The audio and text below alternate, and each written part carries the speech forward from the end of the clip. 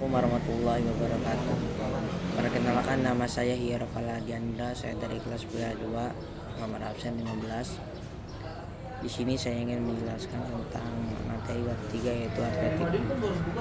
Atletik adalah cabang olahraga yang mendasari semua cabang olahraga lain, atau disebut juga induk dari olahraga. Atletik mempunyai karakteristik gerakan yang paling mendasar, yaitu berjalan, berlari, melompat, dan melempar. Banyak orang memilih olahraga atletik terutama untuk menjaga kebugaran dan kesehatan jasmaninya. Untuk itu, diperlukan sikap disiplin dalam melakukan aktivitas fisik seperti atletik, agar tujuan yang kita harapkan tercapai sebagai wujud terima kasih pada Tuhan atas anugerah kesehatan yang telah diberikan pada kita.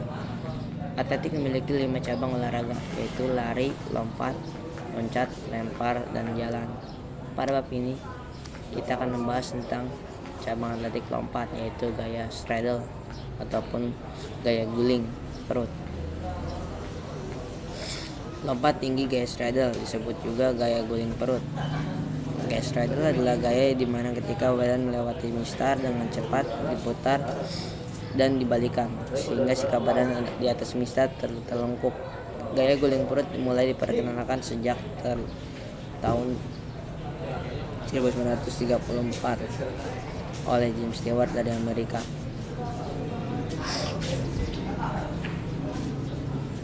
Memakai gaya ini dalam satu perlombaan, namun pada saat itu belum diakui sebagai gaya yang sah dalam pertandingan karena saat melewati mistar, posisi kepala lebih rendah dari pinggul.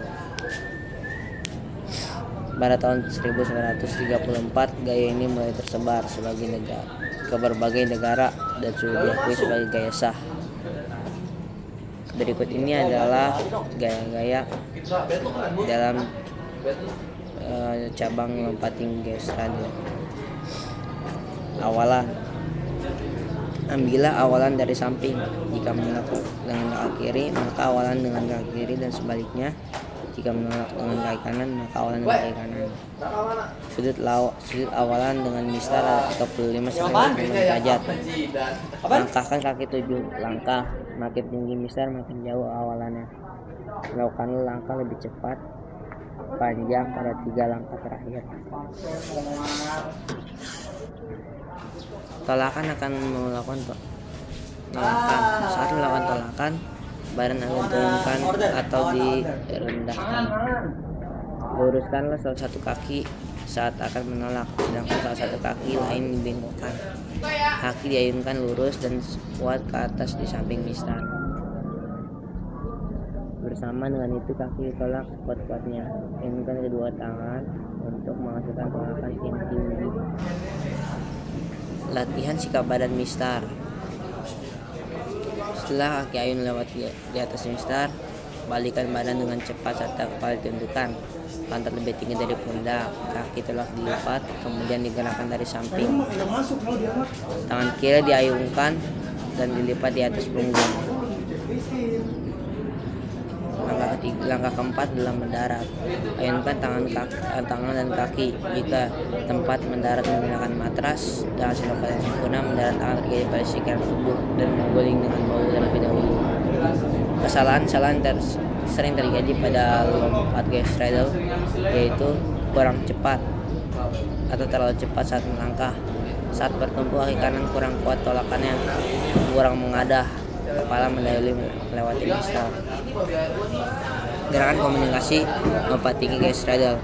Gerakan kombinasi tidak hanya dilakukan di permainan bulu tangkis saja, melainkan juga pada lompat tinggi gaya straddle. Akan tetapi dilakukan dengan gerakan atletik, khususnya pada lompat tinggi gaya straddle. Kombinasi gerakan dapat dilakukan pada tahap awalan, tolakan, melayang, dan mendarat. Gerakan kombinasi saat awalan dengan berlari terlebih dahulu. Dalam melakukan gerakan kombinasi harus memperhitungkan apakah gerakan yang berisiko atau tidak bagi tubuh.